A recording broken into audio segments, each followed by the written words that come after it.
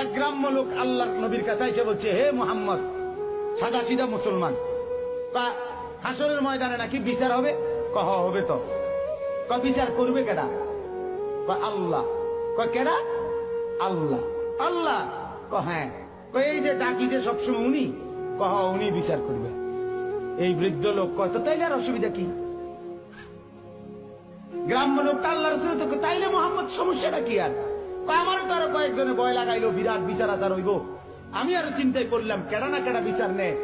এখন শুনছি যেহেতু আল্লাহ বিচার করে, উনারে তো আমি চিনি, আমি তো 5 ওয়াক্ত উনারেই চিনি, আমি রুকুতে উনাকেই চিনি, সেজদা করতে উনাকেই চিনি, আল্লাহু আকবার বলতে উনাকেই চিনি, আলহামদুলিল্লাহ পড়তে উনাকেই তো চিনি, সুবহানা রাব্বিয়াল আযীম বলতে উনাকেই তো চিনি, সুবহানা রাব্বিয়াল আলা বলে উনাকেই তো চিনি, প্রতিদিন সেজদা করে উনাকেই তো চিনি।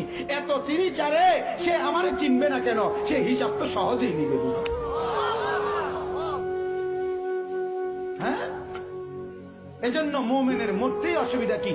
মুমিনের বাঁচতেই সমস্যা কি? কথা বলেন না কেন? ইমানদার মরলেই অসুবিধা কি? ইমানদার বাঁচলেই অসুবিধা কি? ইমানদারের কোনো অসুবিধা নাই।